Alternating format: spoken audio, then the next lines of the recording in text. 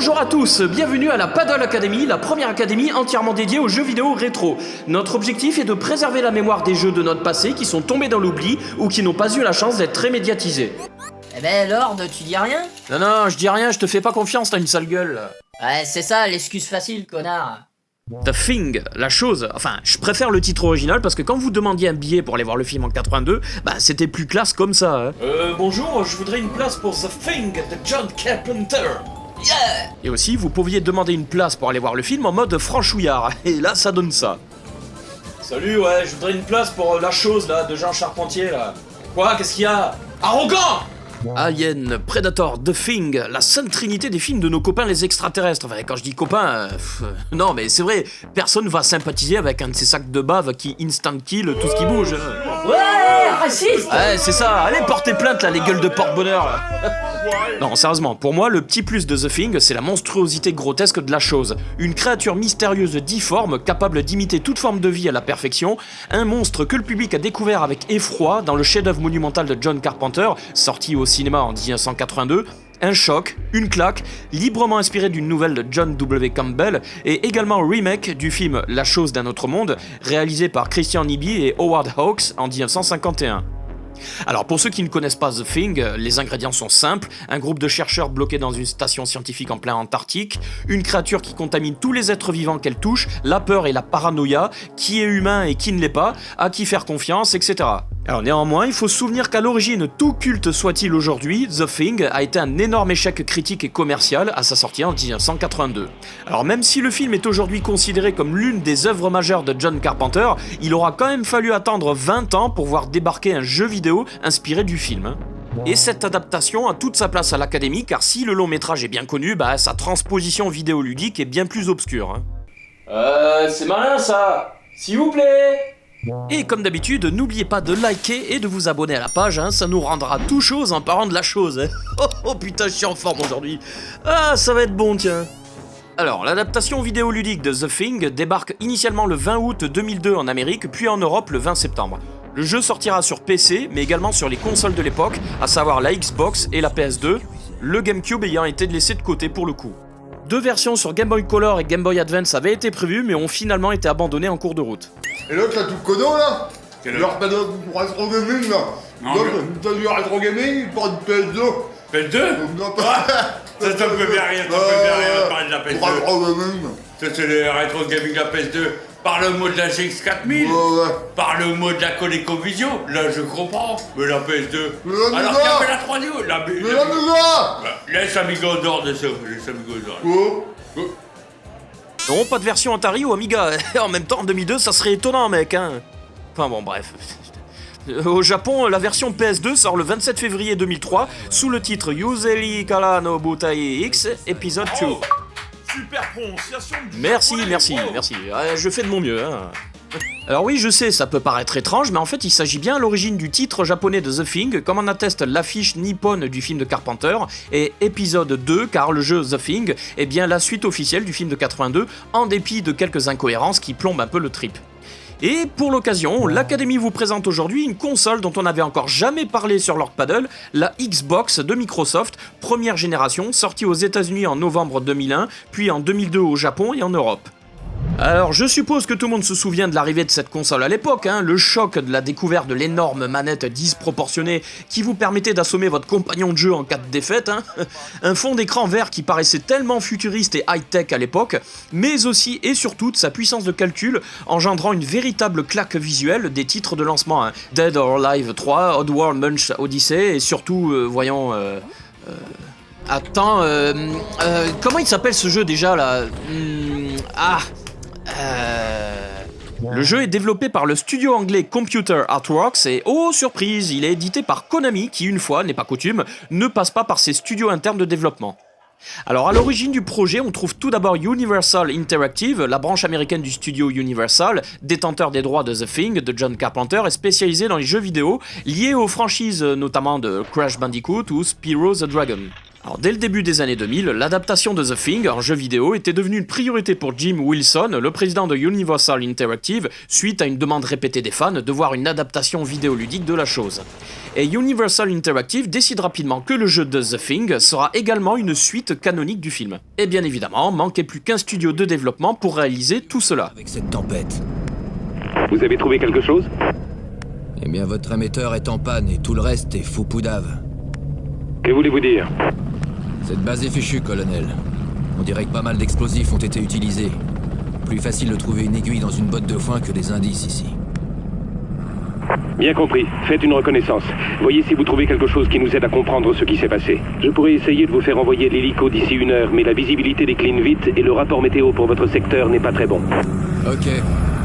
On va faire un tour et je vous rappelle. Roger, je vais contacter l'équipe Alpha pendant ce temps. Oh, Blake. Rappelez-vous qu'il fait moins 40 dehors. Nous savons tous les deux ce qu'une trop longue exposition au froid peut signifier. Gardez vos hommes ensemble. Et trouvez-leur un abri aussi vite que possible. Bien compris. Blake terminé. Et c'est là que rentre en scène Computer Artworks, studio anglais fondé par William Latham en 1993 avec le programmeur Mark Atkinson. Latham est un artiste atypique dans l'industrie vidéoludique puisqu'il est à la fois concepteur de jeux vidéo et artiste graphique spécialisé dans la modélisation de créatures organiques en 3D qu'il réalise dans les années 90 sur son logiciel révolutionnaire Mutator sur PC. Véritable peintre de l'infographie, Latham était le candidat idéal pour concevoir les choses du jeu The Thing. Alors, le premier titre officiel du studio est Evolva sur PC en version CD-ROM en mai 2000. L'univers organique alien insectoïde du jeu attire alors l'attention de Universal Interactive qui propose à Latham et son équipe de réfléchir à un concept autour de The Thing. Dès le début des années 2000, Latham ouvre un second studio à Brighton dans le sud de l'Angleterre dans lequel est majoritairement développé le nouveau jeu.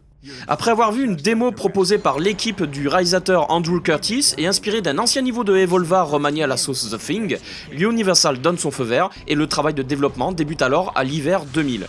Andrew Curtis et ses collègues doivent alors accorder leur violon et coordonner les équipes des studios à Londres et à Brighton.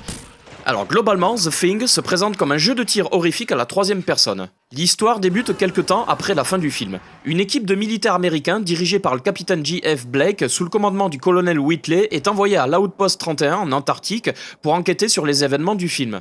À son arrivée, Blake et son équipe réalisent que la base a été envahie par une forme de vie extraterrestre inconnue capable de prendre l'apparence de n'importe quel être vivant. Désormais, personne n'est à l'abri. Whitley, ici Blake. Qu'avez-vous trouvé? Un cadavre, identifié comme Childs, aucun survivant. Et ce qui semble être Un cadavre? Et quoi? une sorte d'objet volant non identifié. On dirait... une sorte d'ovni. Colonel? Colonel! Alors si le scénario démarre fort, il a la fâcheuse tendance à s'écrouler vers le dernier tiers du jeu à cause d'une écriture moins maîtrisée lorsqu'il s'agit de parler de conspiration. Ah, et d'ailleurs pendant que j'y suis, je suis pas sûr, mais je crois avoir reconnu John Carpenter dans le jeu quelque part. Hein, voyons voir,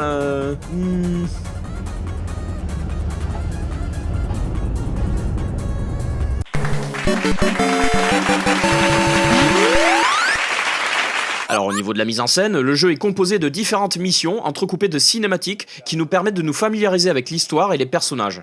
Alors visuellement c'est plutôt beau, hein. D'ailleurs là on vous montre le vrai jeu qui tourne sur une vraie Xbox première génération, hein. Donc zéro émulation. Hein. Voilà, je tenais juste à le préciser. Hein.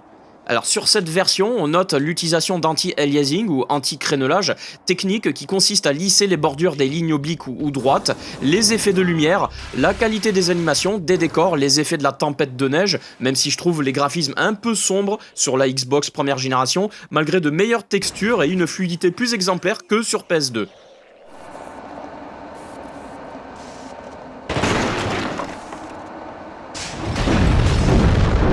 Area looks secure.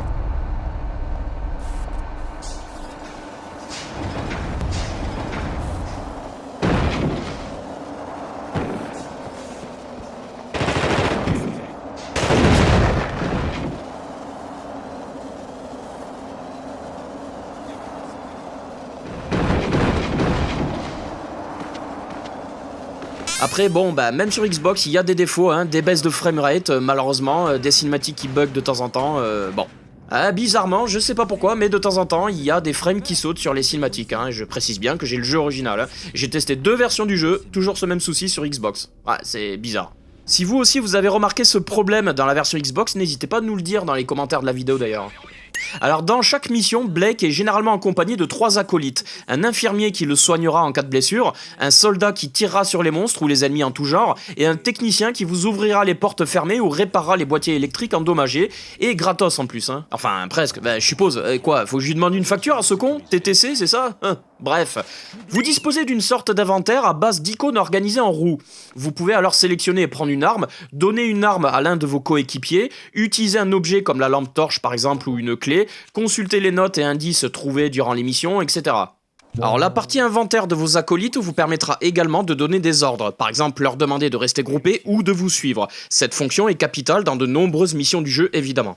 Après, l'inventaire vous permettra aussi de vérifier des détails importants, leur santé, leur niveau de confiance ou de panique. Par exemple, si vos équipiers sont terrorisés, ça risque de mal se passer à tout instant. Et pareil, s'ils vous font pas confiance ou se méfient de vous, un peu comme dans le film de Carpenter. Apprenez également à connaître les icônes au-dessus de leur tête. Certains vont parler, vous demander des munitions pour leurs armes, une trousse de soins s'ils sont blessés. Certaines icônes indiquent le niveau de confiance ou de peur, ou s'ils ont repéré un ennemi pendant un combat, etc.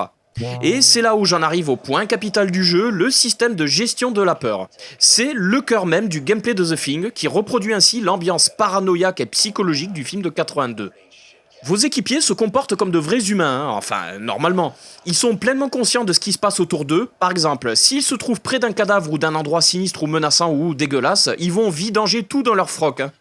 Oui, je sais, c'est élégant. Le souci, c'est que comme dans le film, les personnages peuvent avoir été contaminés et vous pouvez très bien tomber à tout moment sur quelqu'un qui est une chose et non un vrai humain. Dès lors, si vos équipiers ont trop peur, ils commenceront à se méfier de vous, comme je l'ai dit précédemment. Et dans de rares cas, s'ils paniquent beaucoup trop et que la vie n'a plus aucun sens pour eux, ils se foutront une balle dans la tête, hein. Ouais, carrément, hein. La confiance règne, hein, dis donc, hein. Une munition! Il faut un chargeur!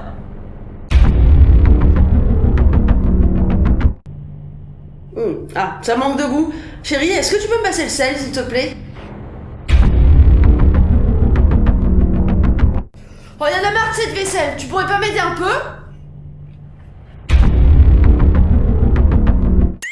Et c'est tout de même assez dingue de se dire qu'en 2002, le studio redéfinit la peur au sens où ça ne concerne pas que votre personnage. Vous savez, dans la plupart des jeux, à l'instar de l'excellent Dead Space, les PNJ, personnages non joueurs, qui flippent, le font dans les cinématiques ou lors de courtes scénettes, tandis qu'ici, ça a une réelle influence sur le déroulement des événements. Si le doute s'installe ou que la mort frappe l'un des membres de votre équipe, ça complique sensiblement la mission, car un équipier qui refuse de répondre à vos ordres ou qui est réduit à l'état de cadavre vous sera forcément moins utile qu'un Golgoth en pleine possession de ses moyens. Et après, pas de panique, hein. Si un équipier doute de vous ou panique trop, il y a plusieurs façons de le calmer. On peut atténuer sa peur en l'éloignant de ce qu'il fait flipper, lui donner une arme, tuer un ennemi devant lui s'il se méfie de vous, ou bien lui injecter une dose d'adrénaline. Et comme dans le film, un test sanguin permettra également de savoir qui est qui, même si la logique dans le jeu m'échappe un peu, parce que des fois, bah...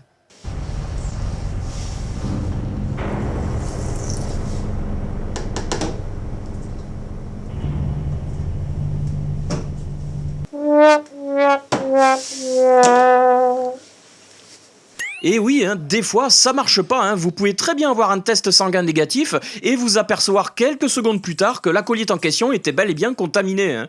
Du coup, quel intérêt ? Enfin bref, et en plus, des fois... attendez, mais je rêve ou il vient de me faire un fuck ? Putain, ouais, carrément. Putain, mais il va te faire foutre, gros. Mais il me fait un doigt, là. Mais je t'emmerde, quoi. C'est quoi ce jeu, sérieux ? Bon, bref, qu'il aille se faire foutre, hein, parce que entre les doigts d'honneur des mecs méfiants et les grosses flippettes qui hurlent toutes les 5 secondes « On va tous crever !» ou « Tout ça, c'est des conneries !» Je vous jure qu'il y a des moments où vous avez envie de buter tout le monde juste pour retrouver un peu de calme, quoi. Et d'ailleurs, si vous avez envie de vous amuser à embobiner un de vos équipiers et de voir ce que ça donne si vous allez jusqu'au bout, bah regardez un peu comment ça se passe. Situation typique. Vous avez pété un câble!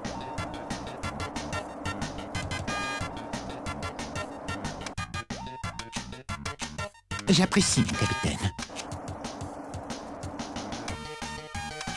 Et vous êtes dingue!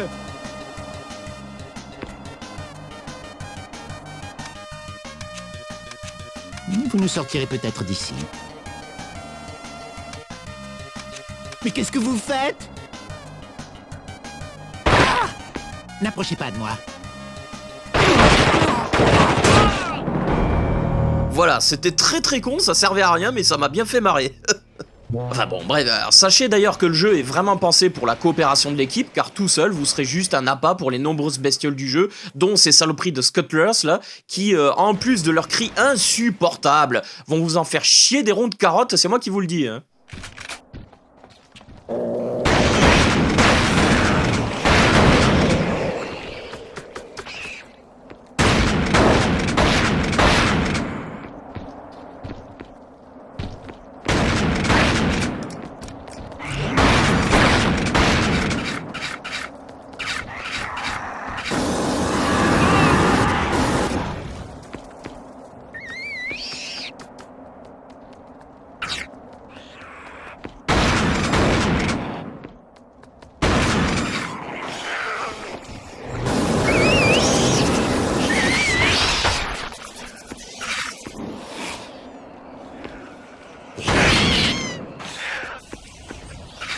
Alors seul petit souci qui casse un peu l'immersion, l'équipe change à chaque mission, ce qui retire toute éventuelle empathie envers eux. Vos compagnons sont donc réduits à l'état de chair à canon utile et indispensable pour progresser.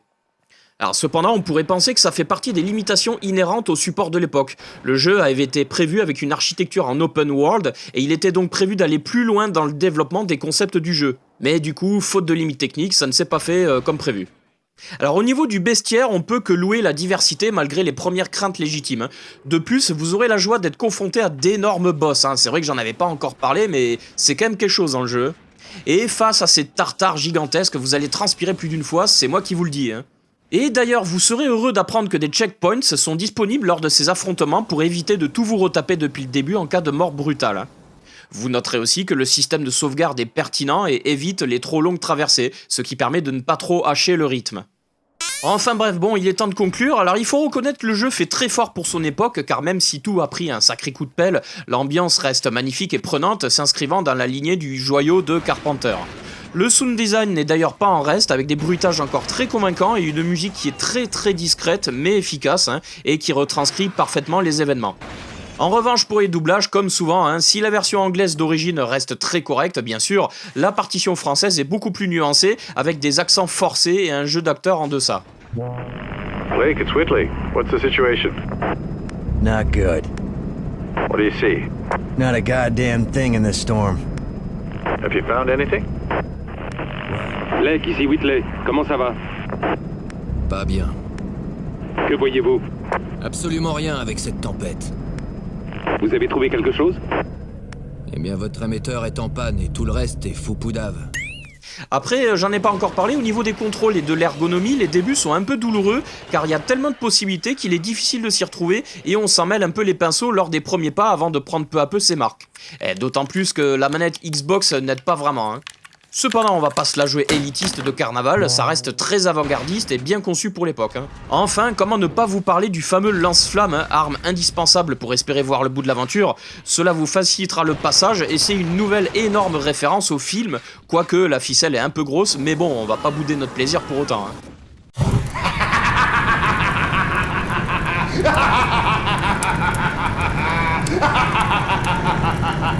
Bref, si vous cherchez un survival horror en décalage avec la production de l'époque, eh bien sachez que les 3 versions de The Thing sont pleinement réussies.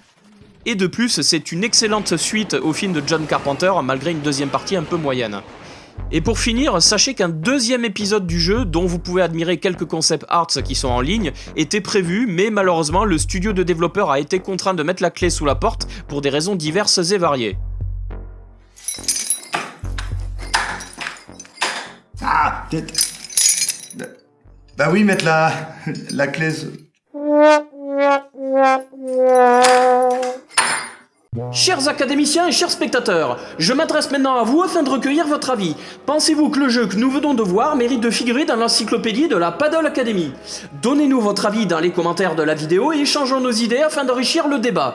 En attendant, je vous dis à très bientôt pour une prochaine séance de la Paddle Academy.